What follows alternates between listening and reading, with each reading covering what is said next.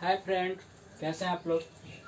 आज बायोलॉजी का class 10th का जो चैप्टर है मेरा जैव प्रक्रम, उसमें अगला टॉपिक के बारे में पढ़ेंगे। यानी कि नेक्स्ट वीडियो जो है उसमें कल तक जो हम लोग पढ़े थे उसमें मानव पाचन तंत्र का संरचना कैसे बनता है उसके बारे में जान चुके थे, और वो कैसे पाचन की क्रिया करती है उसके बारे में, जो 5 प्रकार से किया जाता था। जैसे कि अंतःग्रहण के कारण, पाचन के कारण, अवशोषण के कारण, स्वांगीकरण के कारण एवं बहिष्करण के कारण। ठीक है, ये 5 प्रक्रिया के द्वारा जो होता है मनुष्य में पाचन होता है। इतना समझ गए हैं। जो हम लोग खास आज जो पढ़ने वाले हैं वो पाचन के बारे में पढ़ना है। पाचन जो होता है वो कैसे किया जाता है मनुष्य में। ठीक है, तो ध्यान देंगे।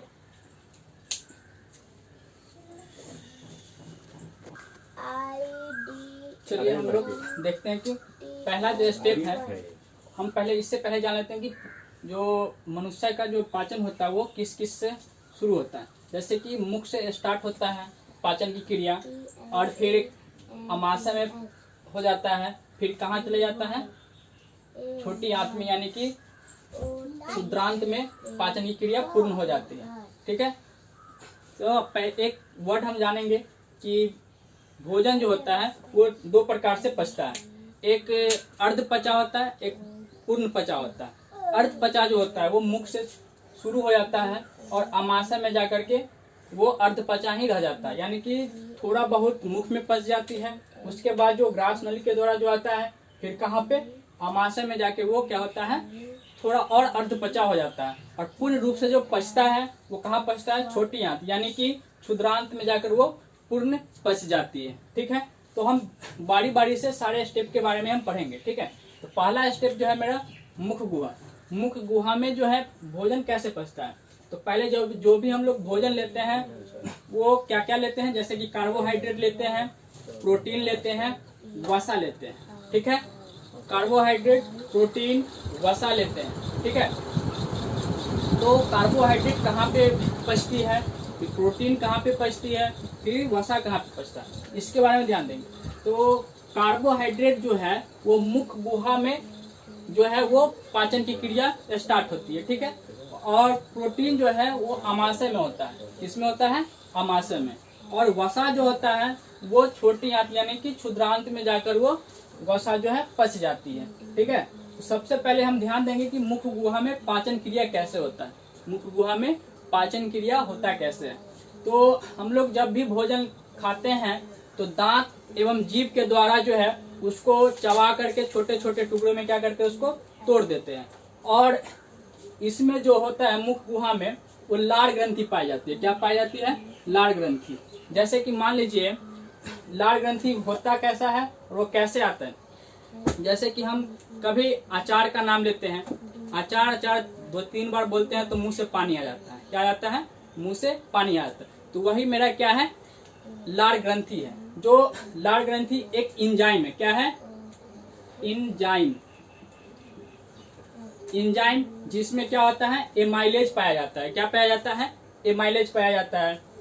इतना समझ गए होंगे आप।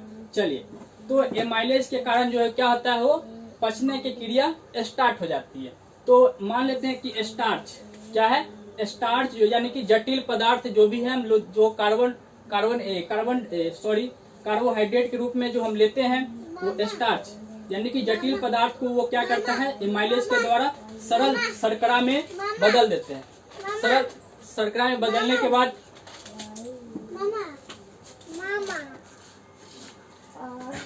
चलिए हम लोग देखते हैं। स्टार्च यानी कि एक जटिल पदार्थ है जो एंजाइम के द्वारा क्या करता है, इसको तोड़ दिया जाता है सरल पदार्थों में, और ये सरल शर्करा में बदल जाता है और क्या बन जाता है, माल्टोज बन जाता है। क्या बन जाता है, ये माल्टोज बन जाता है। आप इतना समझ गए होंगे। यानी कि मुख में जो पाचन होता है वो किसके द्वारा होता है, एंजाइम एक लार होता है जो यहाँ पे देख रहे हैं आप, ये वाली भाग, और उसमें क्या पाया जाता है, एमाइलेज पाया जाता है। और जो भी हम कार्बोहाइड्रेट लेते हैं वो जटिल पदार्थ होता है, उसको दांत एवं जीभ के द्वारा छोटे छोटे टुकड़ों में कर देते हैं, और मुख से जो हमको लार ग्रंथि पाई जाती है जो एमाइलेज, उससे हम क्या करते हैं, सरल शर्करा में बदल देते हैं। और बदलने के बाद वो क्या बन जाता है, माल्टोज बन जाता है। इतना आप लोग समझ गए होंगे। चलिए नेक्स्ट हम देखते हैं ग्रास नली के बारे में।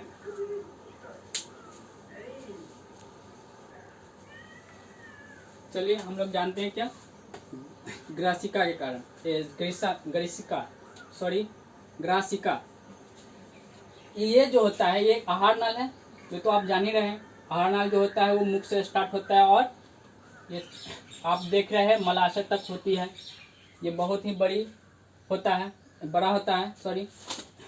चलिए ग्रासिका मैया ये होता क्या है, इसका कार्य, जैसे कि हम लोग मुख से जो भोजन करते हैं, कार्बोहाइड्रेट लेते हैं, वो क्या अपने आप चला जाता है या हम लोग खुद से उसको भेजते हैं आमाशय में?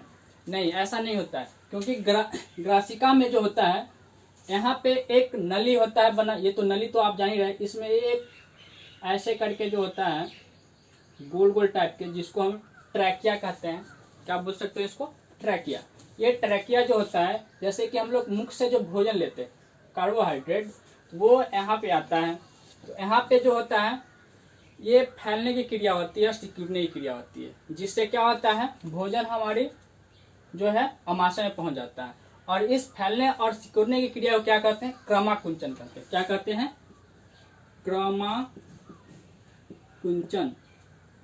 फैलने और सिकुड़ने की क्रिया को क्या कहेंगे हम लोग, क्रमाकुंचन कहते हैं। और इसी क्रमाकुंचन के कार्य से जो है वो आमाशय में क्या करता है, मेरा भोजन चले आता है।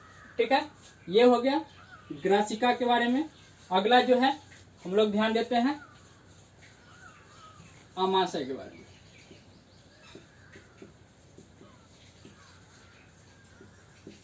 ठीक है,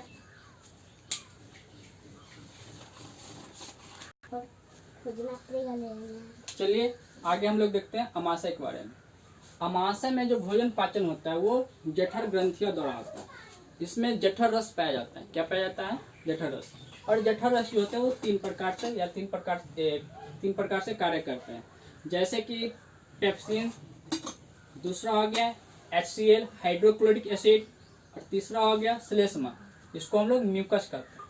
ठीक है, यानी कि इसमें जो आमाशय में क्या चीज का हमको पाचन होता है, प्रोटीन का होता है। किसका होता है, प्रोटीन का पाचन होता है। अभी हम क्या देखे हैं, मुख में पाचन किसका होता है, कार्बोहाइड्रेट का होता है। किसका होता है, कार्बोहाइड्रेट का होता है। समझ रहे हैं आप। और आमाशय में किसका पाचन होता है, प्रोटीन का पाचन होता है। इतना समझिएगा। प्रोटीन का पाचन किसके द्वारा होता है, पेप्सिन के कारण होता है। और पेप्सिन ही डायरेक्टली जो है वो प्रोटीन का पाचन नहीं करता है, वो किसके द्वारा करता है, HCl के द्वारा। जो भी हमारे मुख गुहा द्वारा जो कार्बोहाइड्रेट आया आमाशय में, वो HCl क्या करता है, उसको अम्लीय बना देता है। क्या करता है, उसे अम्लीय बना देता है। और अम्लीय बनाने के बाद जो है पेप्सिन उसको क्या करता है, तोड़ देता है। इसमें भी क्या पाया जाता है, एमाइलेज पाया जाता है। पेप्सिन में क्या पाया जाता है, एमाइलेज।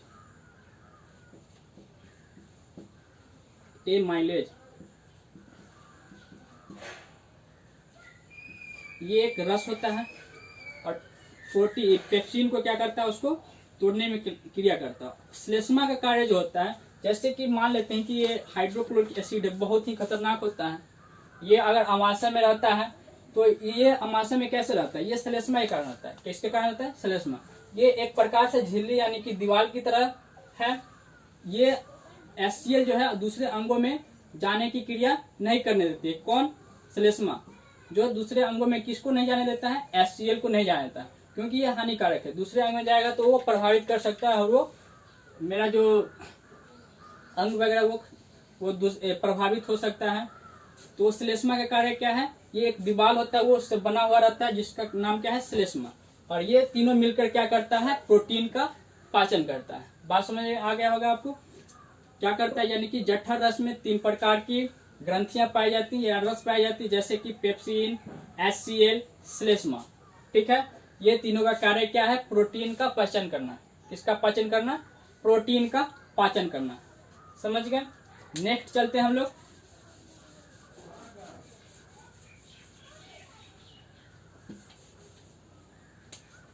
अग्न्याशय के बारे में।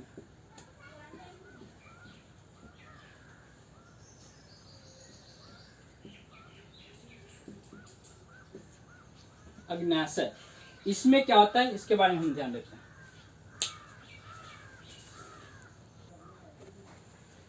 चलिए हम लोग देखते हैं अग्न्याशय के बारे में। ठीक है, अग्न्याशय में जो होता है वो ट्रिप्सिन लाइपेज नामक जो एंजाइम पाया जाता है।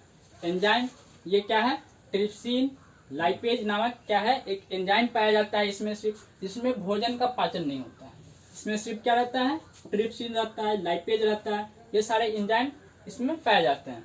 इसी प्रकार लीवर में क्या पाया जाता है, यकृत जो है सबसे बड़ी ग्रंथि है, ये आप लोग जान रहे हैं। शरीर का सबसे बड़ी ग्रंथि कौन सा है, यकृत है।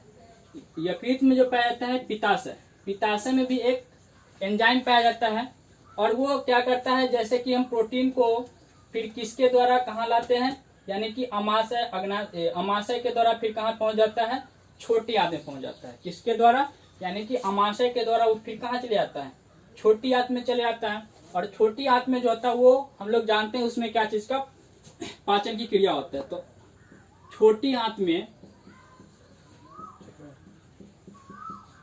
वसा का पाचन होता है। किसका पाचन होता है, वसा का। मुख में क्या चीज का होता है, कार्बोहाइड्रेट का। अमाशय में क्या चीज का होता है, प्रोटीन का। और वसा का पाचन का होता है, छोटी आंत में होता है। ठीक है, छोटी आंत में होता है। तो छोटी आंत में वसा का पाचन कैसे होता है, अभी तक यानी कि हम देखे थे कि मुख में अर्ध पचा भोजन होता है, फिर थोड़ा अर्ध पचा किसमें हो जाता है, अमाशय में, और पूर्ण रूप से जो पच जाता है वो किसमें पचता है, छोटी आंत में पचता है। तो छोटी आंत में क्या पचता है, हमें वसा पचता है। वसा जो कैसे पचता है, देख जैसे कि मान लीजिए ये मेरा क्या है, अग्न्याशय। अग्न्याशय जो रस निकलती है वो ट्रिप्सिन और लाइपेज नामक जो रस स्त्रावित होती है वो छोटी आंत में जाता है। फिर क्या होता है, पित्ताशय से जो लिक्विड यानी कि रस निकलता है, यकृत बोल सकते हैं, यानी कि यकृत का एक छोटा सा भाग है ये पित्ताशय, यानी कि इसमें पित्त का भंडार भी कर सकते हैं। इसे क्या कहेंगे, पित्त का भंडार भी कहेंगे। जो कहाँ पे पहुंचते हैं, ये छोटी आंत में पहुंचता है। और छोटी आंत में एक एंजाइम पाया जाता है, वो क्या है, अंत्र रस। कौन सा रस, अंत्र रस, सॉरी। और ये तीनों मिलकर क्या करता है, वसा का पाचन करता है। किसका पाचन करता है, वसा का। अब कैसे करता है, जैसे कि अभी तक हम जो लिए तो अम्लीय पदार्थ किसमें आया, अमाशय में। HCl के द्वारा जो अम्लीय पदार्थ को घुलनशील कर करके प्रोटीन का निर्माण कर दिया, वो प्रोटीन कहाँ आ गया, मेरा छोटी आंत में आ गया। और छोटी आंत में क्या किया कि पित्ताशय से जो रस आती है उसको क्षारीय बना देता है। जो भोजन आया छोटी आंत में उसको क्या कर देता है, वो क्षारीय बना देता है। क्षारीय बनाने के बाद उसमें से क्या हो जाता है, उसका पूरा वसा का पाचन हो जाता है। क्या हो जाता है, उसमें वसा का पाचन होता है। और छोटी आंत में भी हम क्या देखते हैं कि अंत्र रस स्त्रावित होता है। ठीक है, तो इस तरह से जो है मेरा क्या होता है, पाचन की क्रिया होती है। और देखेंगे नेक्स्ट बड़ी आंत के बारे में। बड़ी आंत में क्या होता है, ध्यान देंगे। चलिए आगे देखते हैं। थोड़ा सा और बच गया था छोटी आंत में, इसके बारे में देखते हैं। छोटी आंत में एक उंगली नुमा संरचना होती है, यानी कि उंगली नुमा संरचना, उसको हम क्या कहेंगे, दीर्घरोम होता है। ये दीर्घरोम क्या करता है, वो जैसे कि हम भोजन को ग्रहण करते हैं और वसा को इसमें पचाते हैं, तो क्या होता है, वसा को पचाने के बाद भोजन को अवशोषण करता है। ठीक है, और अवशोषण करने के बाद क्या करता है, वो रक्त कोशिका द्वारा क्या करते हैं, पूरे शरीर में फैला दिया जाता है। और वो रक्त कोशिका में क्या पाया, मतलब कि अवशोषण करने पर हमको निकलता है क्या, तो वो ग्लूकोज निकलता है।